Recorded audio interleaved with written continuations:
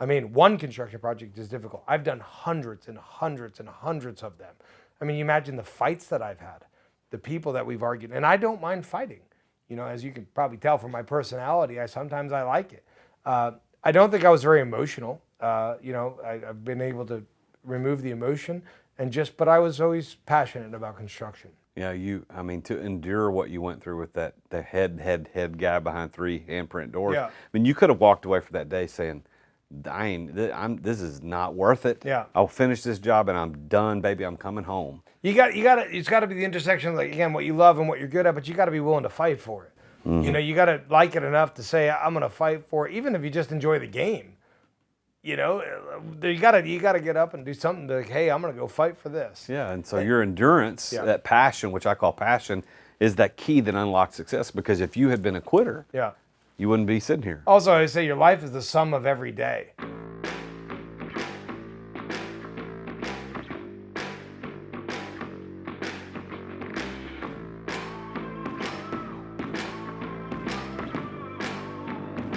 In today's ultra-competitive business world, being a successful entrepreneur or business owner can be very challenging.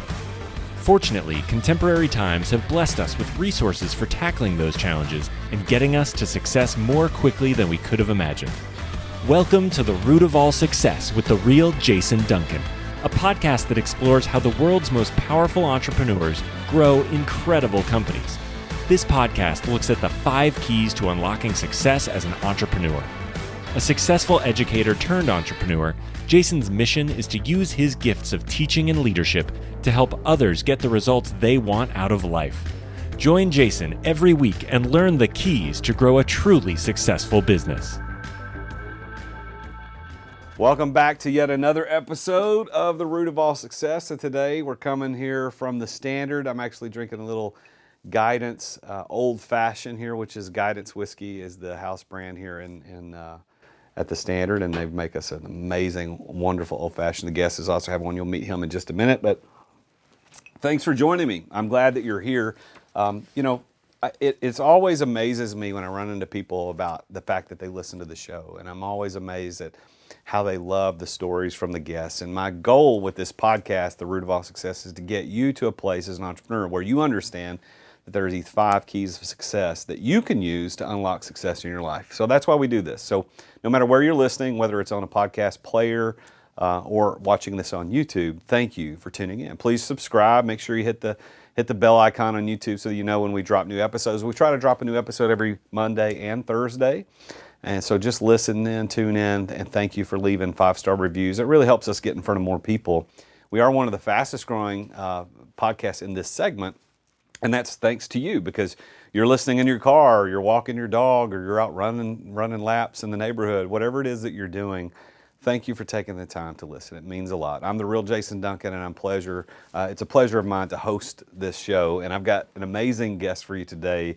This is going to be fun. It's going to be intriguing. I'm probably going to laugh a lot today. This guy's really funny, and we're going to have a good time. I'll introduce him in just a minute. But first, I want to talk about where I'm recording this. So I'm really proud to say that we record this at the Standard in Nashville. And the Standard is it's a private club. It's in a house that's 18,000 square feet of Southern sophistication style, owned and operated by the one and only Joshua Sterling Smith. He started this club back about 11 years ago. And I'm privileged to be a member, and I'm privileged that he allows me to record this show. We're actually in the Rhino Room upstairs on the 3rd floor. It's a great place. If you ever come to Nashville, make sure, even if you're not a member, you can book and have dinner in the restaurant downstairs. And if you want to actually come see what the member experience looks like, just send me a DM, Instagram, LinkedIn, whatever. I'm at The Real Jason Duncan. And then you come into Nashville, just say, hey, I'm a fan of the show. I'd love to meet you. And we'll see what we can do. Get you in here and hang out. Maybe we'll drink one of these little old fashions like we're having, like Dr. Garry Vermaas and I are having today, who is my guest. But again, right before we get to him, let me talk about our episode sponsor for today. As an entrepreneur, you've probably had the experience of your website going down from time to time, not working the way that you want it to, and your web developer, your web designer is nowhere to be found. You don't know what you're going to do to get the website back up, or maybe there's a broken link or something, and your web designer is MIA, you can't find them, they've went out of business, you don't know what to do. Well, what if I told you there is a way to eliminate that problem with a small, flat monthly fee. That's right. You don't have to go hire a brand new web development company and pay them thousands of dollars to merge or to migrate your website onto their platform. But what if they just took over your website for just a small flat fee every month and maintained it, hosted it, protected it, made sure all the links worked, make sure the spelling was right, and if you hired a new employee, they'd pop in a new headshot for you. Small little things that make you look like $1 million company. That's what this company does. They're called Onenine, O-N-E-N-I-N-E. And if you want to work with these guys like I do to manage your websites for a small monthly fee, just go to managemywebsites.com/root, as in root of all success. So go to managemywebsites.com/root, and they've got a special offer that'll take $600 a year off of your subscription. They manage my websites, they should manage your websites. Go to managemywebsites.com/root. All right, enough of that. Let's get in with Dr. Garry Vermaas today. I'm always amazed at how I meet my guests, because sometimes I meet them through Instagram or LinkedIn. We don't really know each other, and they reach out, hey, I want to be on your show. Or I reach out and say, hey, I want you to be on the show. Or I'm introduced to some amazing, interesting, successful person like Dr. Garry Vermaas through a mutual friend, right? And that's what happened today. So the guy that introduced us is a mutual friend. Like Garry and I don't know each other until today. But he said, hey, I know a guy, my friend listens to the show. He says, I know a guy you should have on your show. And so he introduced me to Dr. Garry Vermaas, who lives here local to Nashville, lives in Franklin, just south of town. And we met, did a little Zoom call just to introduce each other a month or so ago, and now he's here today. And I want to tell you a little bit about Dr. Garry Vermaas. So this guy's story is very interesting, and what we're going to talk about today is going to go into a lot of details in a lot of areas. But I think one of the things that you're going to find interesting is that he and his wife have 12 kids. 10 of those are adopted, 2 are biological. And that obviously is a big thing that people ask him about in his life. But the reason he's able to pour his life into and invest in helping change other kids' lives like he's done with his children is because of his entrepreneurial success. And that's what this whole show is about. Like, what are you going to do with this? And so his wife's name is Dr. Jody Vermaas, and she wrote a book called Get Money, Do Good. And it's really the story of their life about how they, made a successful foray into the entrepreneurial world and built these big companies like Base 4 and Stonepile Construction College, which we're going to talk about, and how they were able to get that money to do good. And that's what I think is so cool about his story. But Base 4 is one of the companies he owns, and the 4 in Base 4 represents the 4 values of the company, which are honesty, humility, respect, and fun, which I love that that's one of them in there. And we're going to ask him about how he did that, how he came up with those 4 things when we get into that part of the story. But he has a PhD and a master's in engineering mechanics from Columbia University. He has a master's and a bachelor's degree in structural engineering from Lehigh University. And he's licensed as a professional engineer in 48 states in the U.S. And he's authored numerous publications, provided expert testimony in his field, and he currently leads the company Base 4 and Stonepile Construction College as a Chief Executive Officer. And I want you to help welcome to the show Dr. Garry Vermaas. Garry. Jason, so awesome to be here. Thank you so much. The drink is delicious. And we're going to get you another one. And and I'm getting another one. It's a long time listening to you do all the intros, so I had to drink. So let's start with the thing that I know that everybody asks you about, and you got 12 kids, and I think as far as people that I know personally, that's the most of any people I know personally. They're obviously not all biological, as I said in the beginning. You got 2 biological and 10 adopted kids. So what's that story? I mean, that's a pretty big story. So what is that? Yeah, it's a huge story. And here's the first thing: is my wife and I are not good parents. We're just not. But we show up, right? That's it. And so people always like, man, you must be great parents. Like, no, we kind of suck, but we're there, at least we're there. So I think it came down, years ago, my wife and I, we had been in and out of every 501(c), every do-gooder, nonprofit, and we were trying to find our place in the world, trying to do good. So we knew God had blessed us. We got to go out and help other people.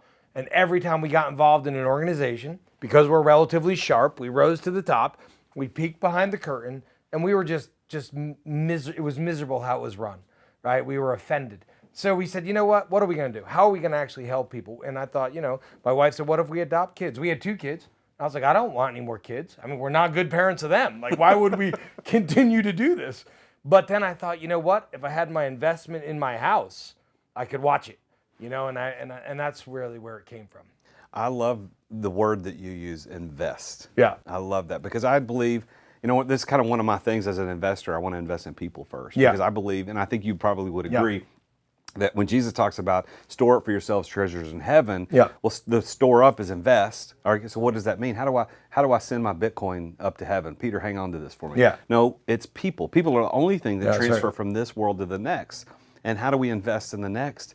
Is through people. And you did it in an amazing way and a long-term commitment way with 10 extra I got kids. so upset with the church because all they kept saying, you know, whatever church I went to, and again, I'm a Christian, but it was like, just send us your money, send us your money, send us your money. And I think they were doing a disservice. Jesus never told us to do that. He basically said, go out and do good and help people, make disciples, right? And I said, you know, when I send my check, that means someone else is doing the work. And it's like, I got to do the work, right? So that's why I gave up with the nonprofit world because it was so mismanaged. And I said, you know what, let's go out. And so my wife has 2 PhDs in mental health counseling. I mean, she's a genius, super smart. And she's really good with people. I'm not so good with people. I'm more the big guy, right? And so we said, you know what, let's go out there and let's adopt kids that nobody else is ready to adopt. So we adopted older children that came from really difficult situations. We adopted a family group of 6. I mean, you know, when they thought they would never get adopted from the Philippines, they were, you know, from the ages 12 down to like 6 when we adopted them. They didn't think anyone would do that. And, you know, when we went there, they're like, we didn't think anyone was crazy enough to adopt these kids. But we could do it, you know, between my wife's skill set and the fact that I was, you know, we were making money together. My wife and I were like, let's do it. Well, kids are expensive. So we brought the 6 home from the Philippines and we had to bring them to the dentist. They had 51 cavities between the 6 of them, and we had to hire our own anesthesiologist, and we had to rent the place out for the day. The bill was about $25,000. Nobody tells you that in the adoption freaking commercials, right? I mean, because there's no dental. I mean, so they just, and they're like, we could do it 1 at a time. I'm like, I'm going to come back 25 times? What are you, nuts? And they said, or you can knock them all out. I was like, yeah, let's do that. Knock them out. And they're like, you got to get your own doctor. I was like, well, let's get them. You know, so I actually thought I was going to take a hit, but I didn't. And so we knocked them all out in 50 cavities. So you have 6 kids from the Philippines. Yep. Where are your other children So we have from? 3 from China and 1 from India.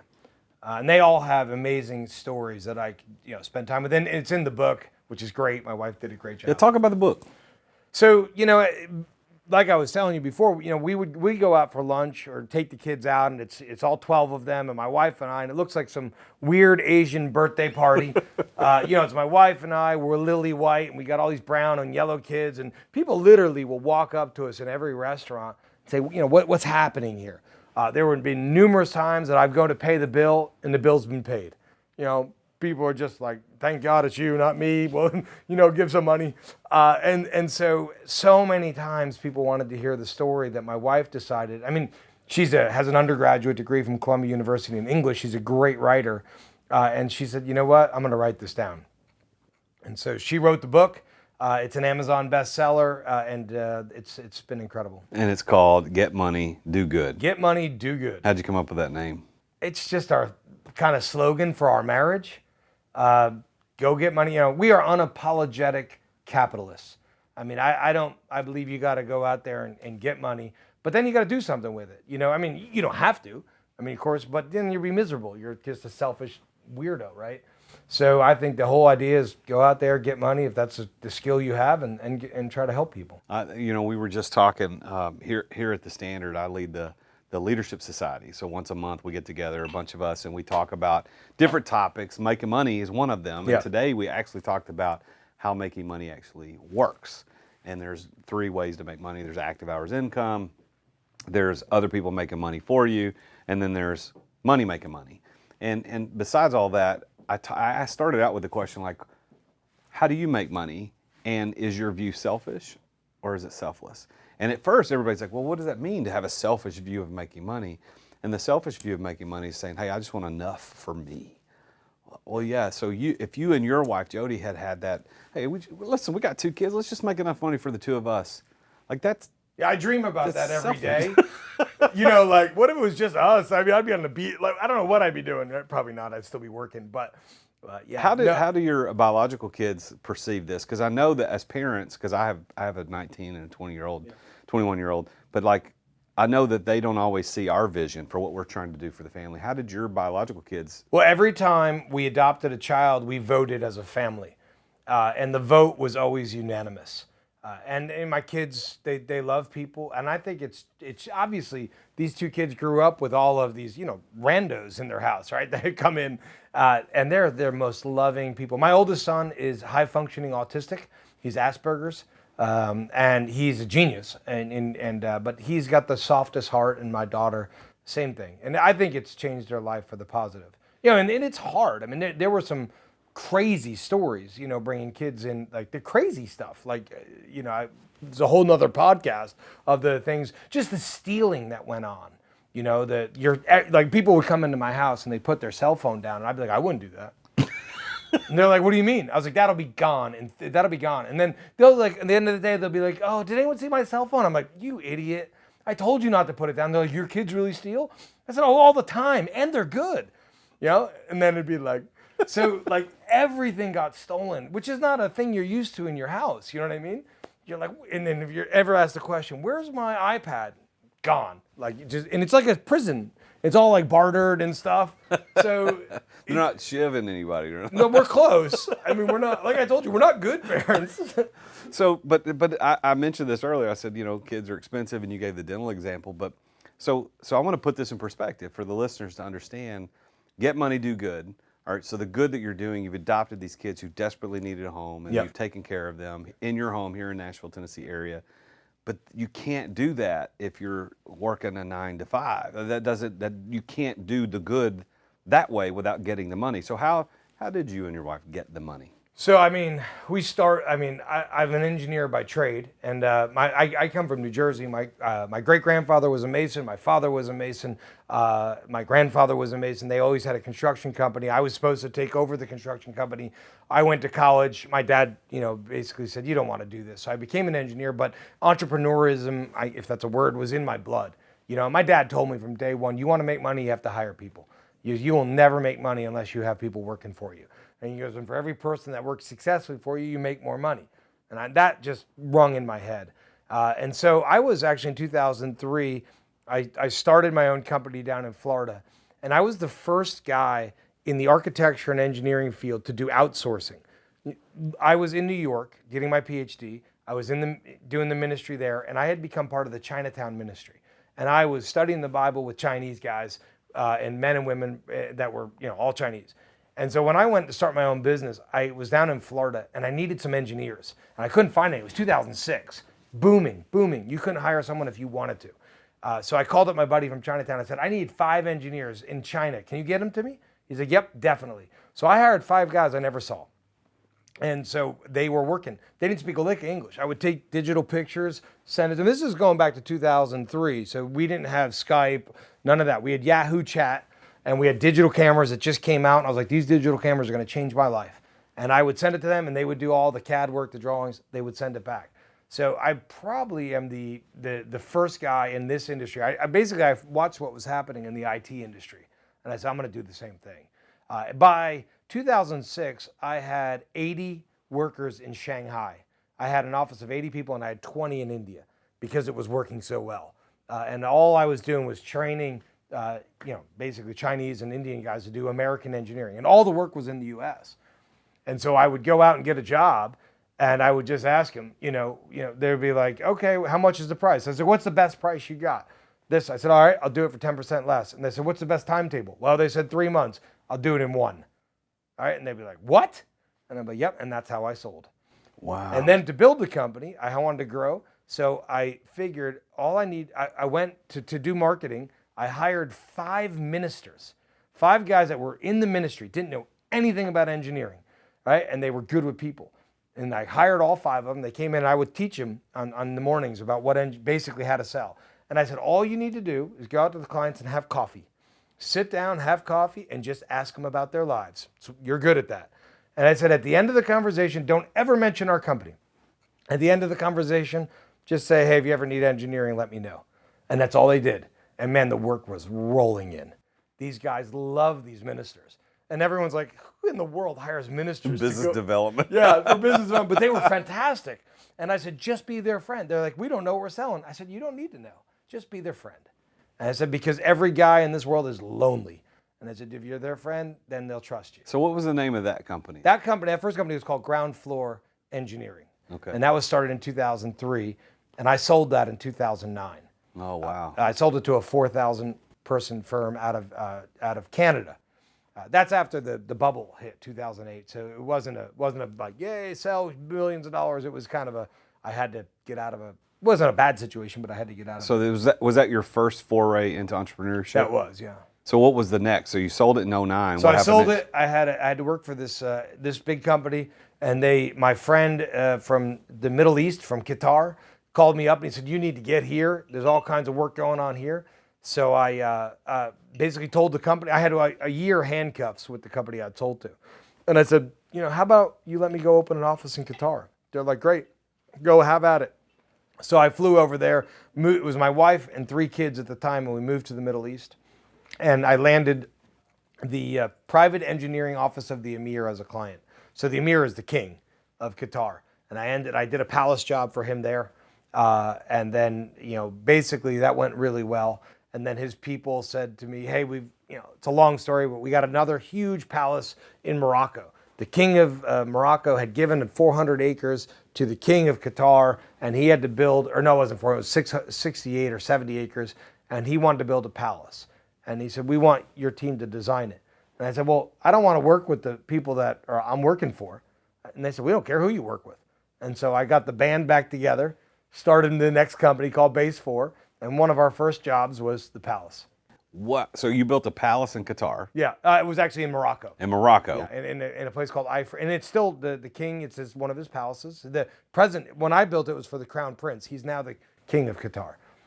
Or the emir, you would say. Okay, so you started Base 4 really doing international work. That's right. Did you live there when you No, did? I just traveled there a lot. Flew back and forth. Crazy stories. I thought I was going to be killed numerous times. There's so many stories I could tell you. I thought I was going to be thrown out of a window. I've argued with arms dealers to pay me. Wow. Give me one cool story that you remember off the top of the head. So they stopped paying me at one point, and I stopped the work. I had 25 guys on site, engineers, and I just pulled them all off the job. And the people running the jobs were just, these were a Syrian construction company that were probably involved with Syria and Qatar. Not, just strong men, I could say. As soon as I pulled everyone off, I get a call, you need to get here right now. So I had to fly all the way over there. And I walked up into the office, and before I went in, I remember telling my wife and my business partner, here's where I am. Here's my location. And it wasn't a joke. It was, this is where I am. I'm going now. If you don't hear from me in 4 hours, call somebody, right? The embassy. And so I walked into this building. I go up 28 floors. They walk me behind 3 locked doors, with the handprint. And I get back into the head guy's office, and he's the head guy. And he's sitting at a desk, and he's got chairs lined up like that. That was a standard Middle Eastern outlook. He's back there. He's got, I think, 8 guys, one bigger than the next, all there. And there's a seat open for me. And I remember looking at the windows to see if they opened, because I thought I was going to be hung out the window, right? And I remember looking. I was like, oh, they're sealed windows. Okay, good. And I remember looking at the jackets to see if they had guns or anything. How is this going to end? And he sits down, and quiet. And he said, you stopped my job. And he's working for the king, And I said, you stopped paying me. I'm out just that direct. And I don't know where I got the courage from. And he looks over at the skinny little accountant. He says, is that true? And they said, yeah. He said, and the guy stood up. Come here. So then I had to walk out of the chairs all the way around behind the desk. And I looked him eye in the eye. And he said, you stopped my job. And I said, you stopped paying me. And he said, if you'll finish the job, I said, you'll pay me? And he stuck out his hand. He said, you have my word. And I stuck out my hand. I said, you have my word. And that was all we said to each other. And they paid me every dime on that job. And I walked out and I thought, what the heck's wrong with me? I'm going to die one day. Well, it's better than the way I've dealt with some of my American companies that I've done jobs for that I had to pull off. I wish they had as much honor as the dude in the guitar did. Yeah, That's he was an crazy. honorable guy, and he's now a billionaire and a very powerful man over there. And so yeah, it was but that was just one of many stories. So now you got money to do good. So you built the company, you sold a company, started Base 4, got the old band together. You're building palaces for kings in other countries. Well, now we moved that company into doing hotels. So Okay. we've designed more Marriott, Hilton, IHG hotels in America than probably any other firm. And that's with Base 4. Yeah. We did about 80 hotels a year for the last 7 years. So if you've most likely stayed in one of our hotels, and that went pretty well. Now we're doing multifamily, and then we moved into IC, which is industrialized construction, which is modern methods of construction. We got a team of about 200 to 250 architects and engineers. We have an office in India, the Republic of Georgia, Dominican Republic, and then people throughout the U.S. and states. Wow. And so we have a 24-hour clock, and I raised up an executive team that basically runs the company. And then I moved over to do my passion project, which is Stonepile Construction College. All right, so talk about Stonepile. Now I want to go back to Base 4 later because I want to talk about those four values. But to talk about Stonepile, what are you doing with that? So when it comes to construction, the education, you either go to become a tradesman, where you learn how to be an electrician or an HVAC guy, or you go to college and you become a construction manager. But there's a huge scope on any construction job, and I think you probably know that you don't learn in college. And it never made sense to me that you couldn't get an associate's degree, a bachelor's degree, a master's degree in construction. You did this, only construction management, that's it. And it's more of a management degree. And so I decided, and that's a longer story, but I decided that I'm going to start this college. So I started the college, I got my investors together, I got my friends together, every favor I could. And then we applied, and we are authorized by the state of Tennessee. That was no easy task. Working with any government agency is always fun. So we did that. We now have 150 students. We're being accredited by the Department of Education through another organization called DEEC. So within 1 year, we'll have federal accreditation, meaning we could take GI money, grant money. I've met with the second largest prison in the country, and they want to take the program into the prison because construction is the one industry that you can hire felons. It's a great. So we offer an associate's degree in construction, a bachelor's degree in construction leadership, and then a master's degree in prefab, offsite, and modular construction. And my board of advisors is from Tesla, Trane, Mitsubishi, the ABC, chairman of ABC, Associated Building Contractors, and Mortenson Construction. So I got some great people behind me, and it's an incredible idea. And I need about another year to really get it going. Is it online? It's 100% online, and the tuition is dirt cheap. And so this is right now I'm looking at getting some grants from the government, but it's a real solution. Whether you're in the projects, you're in the trailers, or whoever you are, it's a real solution. It's not for non-traditional learners. So we don't have tests. We have 6 touch points. It's all video. It's online. It's symmetrical or asynchronous, so you can do it whenever you need to do it. It's an incredible program. These guys are really learning. And the truth is, I have GCs, general contractors, calling me every week. Hey, you got anybody? You got anybody? 100% of my students right now are employed while they're students. I don't have enough students. I have more jobs than I have students. Well, how would people find out about Stonepile? Stonepile.us. Stonepile, just like it sounds, STONEPILE Yep. .us. Yeah. And that name comes from the story of when the Israelites crossed into the Promised Land. They crossed the Jordan River, right? And God stopped the water, and he told each one of the tribes to pick up a stone and put it at the end, right, when they cross it. And he said the reason for that pile, that stone pile, is when your kids ask what happened, when they say, what's that pile there, you can say, look what God did here. And so the name of our house where we live is called Stonepile Manor because we have 12 kids, 12 stones, and the name of the college is Stonepile. I love that, Gary. That is so cool, Yeah. man. And how long ago did you get Stonepile started? We started in 2019. Okay, so it's just a few years old. Yeah. And you're getting that going. You're trying to get grants, and you're getting accredited. So that's Yep. going to make a big difference. Yeah, I've got a team of 10 incredible people just cranking every day. So one of the things I think I picked up in your conversation about Base 4 to Stonepile is that you at Base 4 brought a team in to take care of day-to-day operations. So you've exited daily operations so that you could work on another passion project. That's right. All right, so that's that's in my center of my wheelhouse because Yeah. that's what I teach people to do every day, exit without exiting. So how How did that concept even how did you become aware of the concept that, hey, I don't have to sell base 4, but I could get a team in, I could exit daily operations and go follow another passion? When did that concept begin to bubble up in your mind? I think it was always in my mind. My passion is teaching people to be leaders. I teach men really well, not as good with women, but my wife is incredible, and she led a leadership development class. And I made all of the leaders at Base 4 go through this leadership development class that she wrote the curriculum for, which is just EI, emotional intelligence, awareness. She would do a personality test and really help people to understand how to lead, how to work with people. And man, our leaders just rose up to the point where I was just in the way. So I was like, so I'm like the figurehead. I tell everybody I'm just the arm candy. I look good, So that's it. So you were like, okay, I can get somebody else to do this so that I can go do a bigger passion project. That's right. And one that I think will make more money. I think Stonepile will be more successful than Base 4. It's just a longer lead time. You do an engineering company, you can get a sale, within a week or two. You build it's not easy. I mean, who do you know it's building a college? I'm trying, and it's tough. It's hard. It is a lot of work, right? So it's a longer lead time, but when you get to that stage, you have more resources, you have more money, you can start something bigger. And so I knew I needed 5 years to get this thing off the ground. So you're not even quite halfway into that right now. Okay. Yeah. And man, we've hit all our markers. So Base 4 is the company you started by building the palace in Morocco. So what Base 4 has 4 values of humility, honesty, humility, respect, and fun. So who came up with that? I think my wife and I did, or me. I mean, and the partners. I can't remember. If you ask any of the partners, they will all say them, right?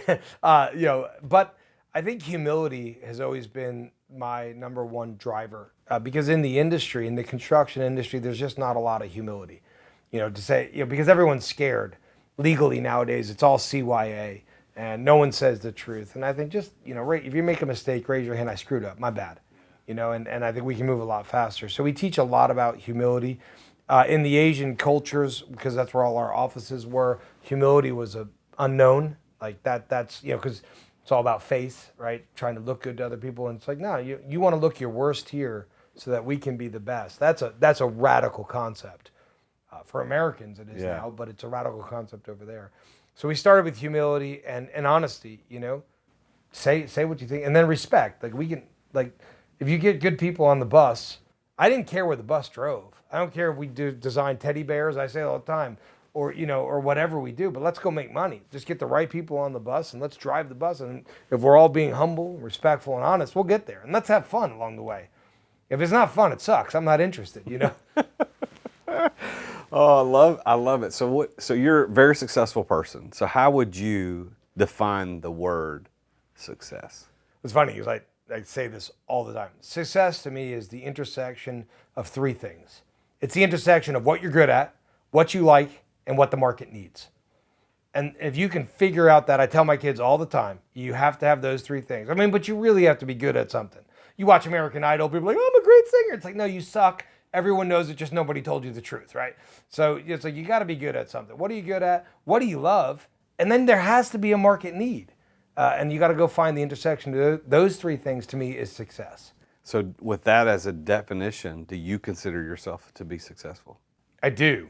I think I'm wildly successful. It drives my wife crazy, but I feel like I'm in bonus round. Like I have achieved everything I've wanted to achieve in life. Like I wake up and I'm like done. I'm like, I've never imagined I would have this successful of a life. I mean, I wanted to start a small engineering company. I wanted to be married with 2 kids and not screw that up. Thank God I haven't screwed it up yet, right? And so I look at my life and I'm like, oh man, I won. And so today's a bonus round. Let's play bonus round. That's kind of how I feel. That is fantastic. Yeah. Well, I believe that, and I said this in kind of the intro, and the listeners know that there's this theory I have about success. And it was born out of me just casually interviewing successful people like you, just over a glass of bourbon or a cigar somewhere at a dinner or whatever, just talking like, hey, how did you do it? What did you do? What do you think the keys were? And what I found, Garry, over time was that these same 5 things appeared all the time. And me being kind of slow, it took me a while to pick up on it. But then I thought, wait a minute, these 5 things happen. And so I thought, okay, I want to do this podcast, a podcast, not this one, but a podcast, but I don't know what to talk about. I don't want to be just another dolt that gets on there and gets in front of a microphone, releases a podcast nobody cares about. What could be better than talking about what were the keys to success? And what I want to do with you, just like I do with a lot of guests, most of the guests actually, is I want to run these 5 things past you, and you tell me, did these keys appear in your story? And if they did, that's great. If they didn't, that's fine too. But the first of those 5 keys is passion. Like, in order to be successful, the first key that unlocks that door to get down the corridor to success is passion. And most people, maybe even you, when I first say it, think about emotional passion. Like, I really love it. I'm emotionally connected to it. But I know that I was successful in an industry in the LED lighting world that I was never passionate about from an emotional standpoint. But I know that the word passion has its root in the word, or it means to endure, willing to endure. That's what passion means. Just like in the Passion of the Christ. It wasn't that we call it that because not because he was excited emotionally to go to the cross, but he was willing to endure because there was a greater cause. Do you believe that passion was one of the keys to get you to be such a wild success as you defined it? Yeah, I mean, I was passionate about construction. My great-grandfather, my grandfather, my father, I grew up 12 years old, pouring concrete, tying rebar, laying block. I loved everything about construction. I loved the men on the job. I loved the fact that they drank beer during lunch. I loved the fact that they used the F word a million times, right? I loved everything about it. I loved we built something together. Everyone had a nickname. No one had a real name. It was just the most exciting place in the world was the job site. And that's what I loved. And I wanted to do that. And I wanted to build things. So I think that's where my passion, and I knew it wasn't easy. And I knew that you had to endure. Yeah. I mean, construction projects are difficult. I mean, one construction project is difficult. I've done hundreds and hundreds and hundreds of them. I mean, you imagine the fights that I've had, the people that we've argued, and I don't mind fighting. You know, as you can probably tell from my personality, sometimes I like it. I don't think I was very emotional. I've been able to remove the emotion but I was always passionate about construction. Yeah, to endure what you went through with the head guy behind 3 handprint doors. Yeah. I mean, you could have walked away from that day saying, this is not worth it. Yeah. I'll finish this job and I'm done, baby. I'm coming home. It's got to be the intersection of, like, again, what you love and what you're good at, but you got to be willing to fight for it. Mm-hmm. You know, you got to like it enough to say, I'm going to fight for it, even if you just enjoy the game.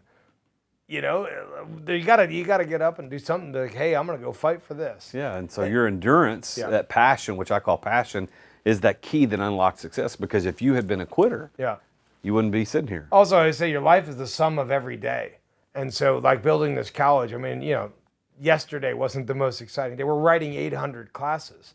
I mean, it's kind of boring, You're like, but you got to see the, the future. Like, hey, we're going to put this together. And we're moving the ball every day, just down 1 inch down the field. That's it. Well, the second key that I found into success, not only is passion, but it's being at the right place at the right time. Yeah. I think I can look back to my life and the lives of the other people I've interviewed on the show and also off the show, just casual interviews. And I think about, and when I asked them, hey, was there this one place, one time that intersected together that said, that you could look back and now and say, had I not been there, I wouldn't be here. Do you have a place like that in time? I think I more have people. Yeah. Like my partners, for example, one of my partners was Adam Ginsberg. I interviewed at a job and he and I ended up working for him, but a couple years later, I called him in to be part of the team. I hired a guy named Blair in 2005. He became a partner, and I met a guy named Vijay in New Delhi, India. And so it was just right place, right time, getting to know those guys, because there's the 4 of us with my wife, the 5 of us that really built the business and were successful. Well, and I think that actually it's passion, place, and people are the first 3. So you already talked about that. You used that guy's name as one of them. Are there other people that you can point to? I think you said your grandfather was in the business, your dad was in the business. I mean, they had to have an influence to get you to where you are successfully. Yeah, my dad just turned 81 last night, and I said last night, I mean, my dad was my best man at my wedding. He's been my best friend for all my years because he's always been that guy in my corner. Right or wrong, he was always in my corner, and he was a leader. But then my 4 partners, my wife, I mean, it was the team. I mean, and there's not one of them that's easy. I I mean, including me. I mean, it was 5 very difficult personalities that had to be managed. And so there wasn't a kumbaya, we all held on, we fought and argued, but these were the 4 smartest people I had ever met. Wow. And so, and one from India, and we all came from different backgrounds, different just religions, we're all different religions. I mean, it was a mess, but they were so smart and they were committed and they were willing to listen to me.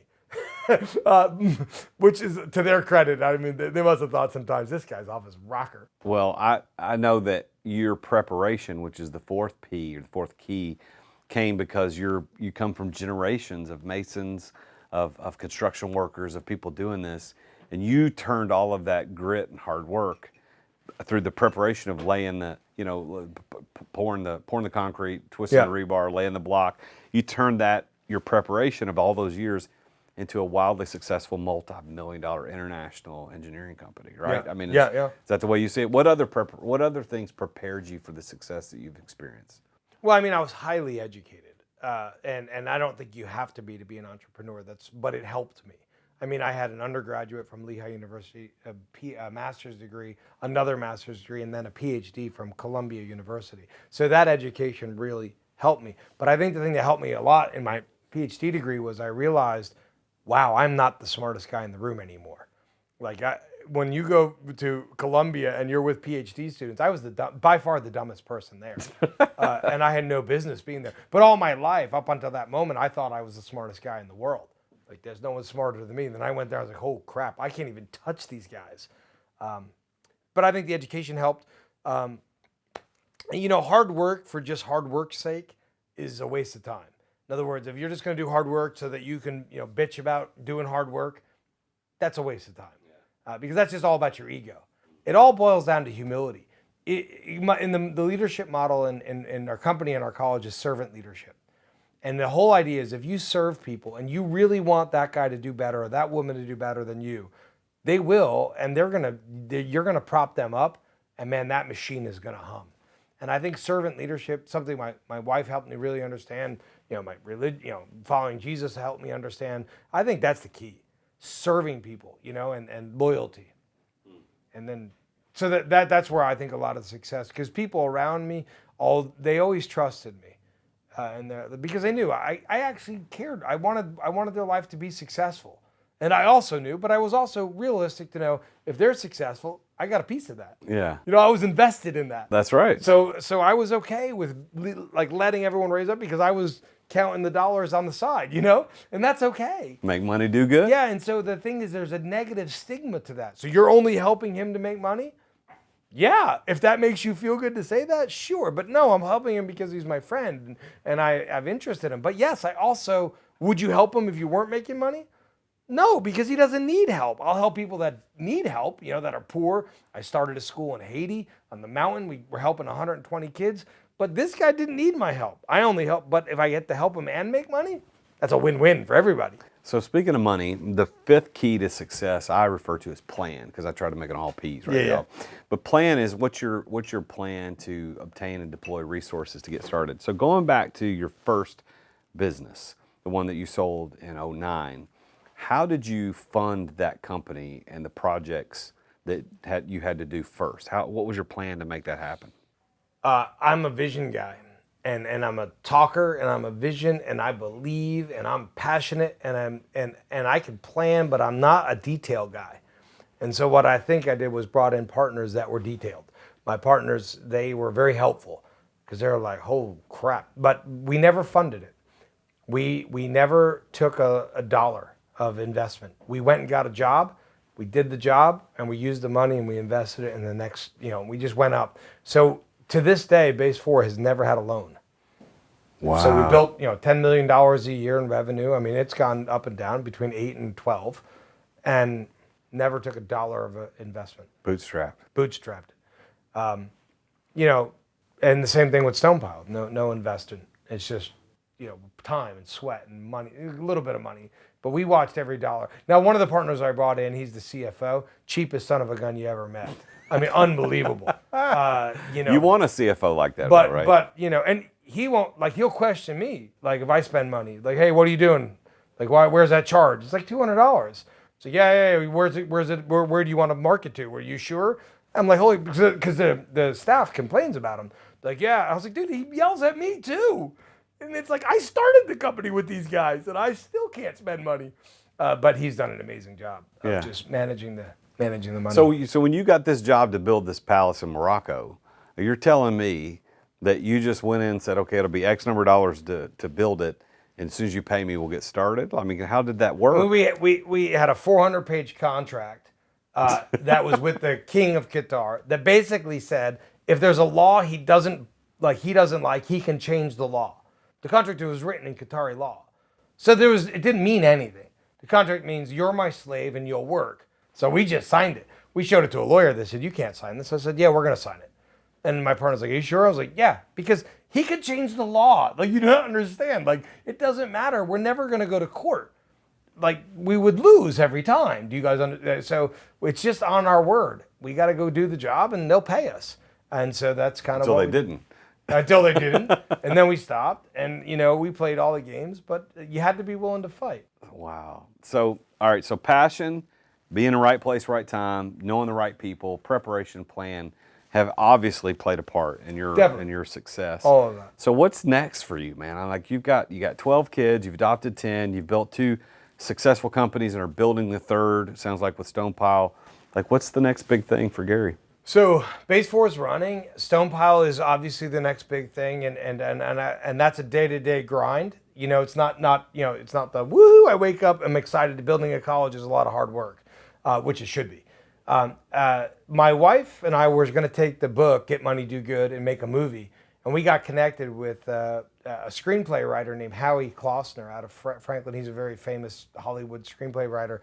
Anyway, Howie and I hit it off for the last couple months, and we started a company called I-40, and we're going to produce movies. And so now I'm an executive producer in movies. Our first movie is called Omaha. It's about when Coastal Carolina College won the Omaha in 2016, won the World Series for the college baseball. And so I'm in the movies now. So we're going to do that. And then I actually kid around with my friends and that are pretty well connected. I said, I want to run for governor in 2026. And they're like, you're kidding me. And I was like, yeah, come on. Because they're like, what's your platform? And my platform is freedom. I just believe in freedom. So the 4 values of Stonepile are humility, honesty, respect, and freedom. When we started Base 4, I wanted freedom. And my partners didn't. They wanted fun. And I think they were right. And they were for that company. But when we started Stonepile, my wife and I founded it and then brought kind of the partners in. I said, freedom. I'm getting my freedom now. And so it's humility, honesty, respect, and freedom.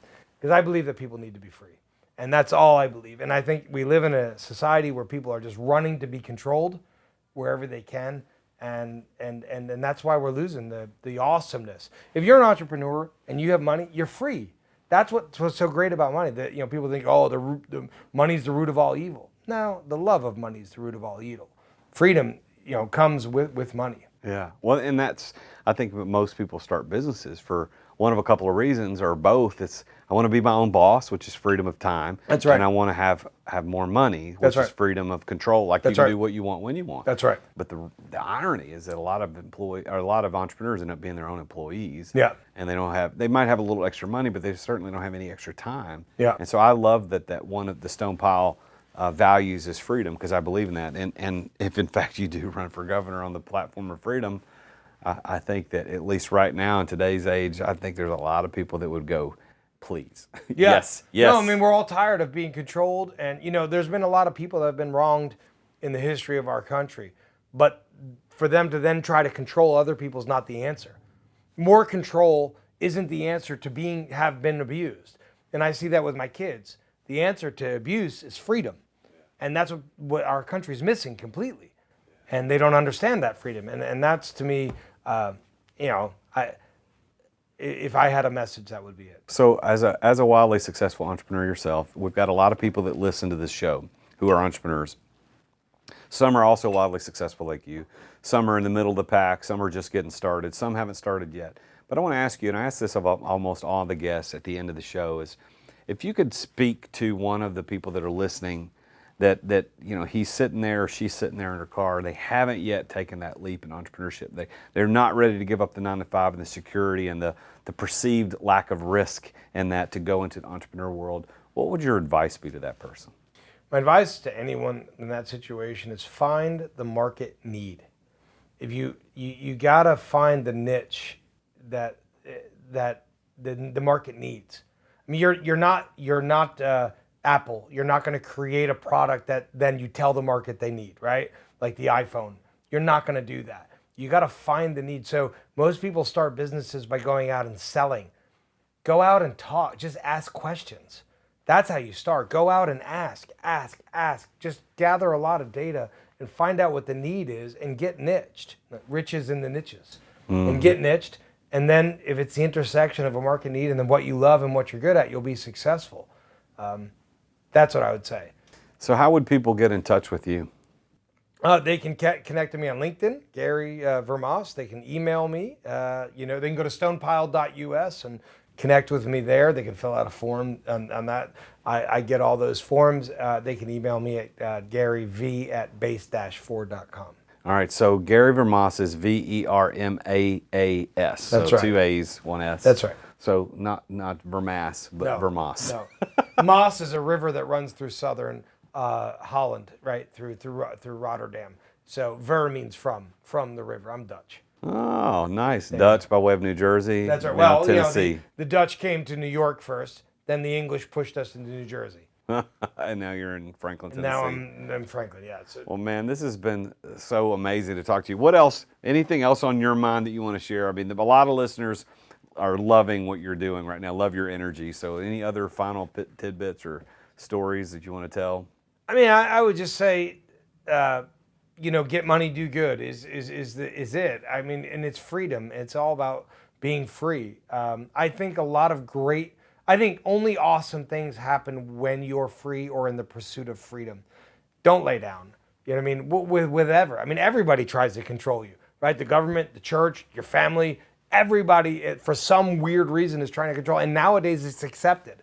And I think now more than ever, we have to just fight to be free in our soul so that we can do great things and help people. I love that. Well, thank you for being here, man. It's such an honor to meet you. And I do want to take you up on the whole Thursday night hangout. I know you talk about doing that, so I would definitely want to do that. And anybody that's listening, if you're in Franklin, every third Thursday, we have a men's night where we have 20 or 30 or 40 men come over and just hang out at my backyard, and we have a couple beers and hang out. I love it. Well, Garry, it's an honor. Thank you so much for being here Jason. today. Well, listeners, as you can see, as we talk, every entrepreneur that comes on the show, these 5 things show up every time, and you can use these to your advantage. What are you passionate about? What are you willing to endure for? How are you putting yourself in the right place at the right time to meet the right people so that you can be successful? What are you prepared to be successful in? Garry talked about spending years as a kid pouring concrete, twisting rebar, laying block, learning these things, and he was prepared to succeed in that. And what's your plan? Like, how are you going to fund the thing that you want to do? Like, ideas are worthless without the ability to execute. And sometimes that ability to execute just needs dollars behind it so that you can make it happen. So make sure that every time you listen to this show, you're paying attention to the reality that these 5 keys are the keys to success. They are the key to success for you, just like they were for Garry, just like they are for me. You can tap into them as well. Now, one of the things that he talked about is kind of in the center of my wheelhouse, and I mentioned this earlier. He exited the daily operational control of Base 4. He pulled off exit without exiting without knowing that that's kind of my thing. But he exited Base 4 to go start Stonepile Construction College, which is all about getting other people to the place of a result in their life that they want to be. So if he could design a business that was wildly successful, $10, $12 million a year in revenue, and exit daily operations to go do another passion project that's going to make the world a better place, you can do the same thing. I teach people how to do that every single day. That's what I do. I teach people how to exit without exiting. And if you're interested in looking into joining one of my next cohorts, I do a 12-week cohort with 12 entrepreneurs, and I show you the 4 steps that I took to exit my successful business so that I could pursue passion projects like doing this podcast, like buying other businesses, like doing things just like what Garry's doing. Go to exitwithoutexiting.com. Sign up for the next cohort. Let's get together and let's get you to the place where you can make a difference in this world to make the impact just like Garry has made with not only Base 4, but Stonepile Construction as well. So thank you for tuning in. I appreciate you being here. Thank you for listening. Thank you for subscribing, leaving good reviews. I'll see you again next week when we talk with yet another amazingly successful entrepreneur who tells us about his or her keys to success. I'm the real Jason Duncan, and remember, Jesus is King. Thank you for listening to another edition of The Root of All Success with the real Jason Duncan. If you've enjoyed this week's episode, we invite you to visit therootofallsuccess.com to access the show notes and other helpful resources. Take charge of your business. Grow it from great to incredible. Join us again next time here on The Root of All Success.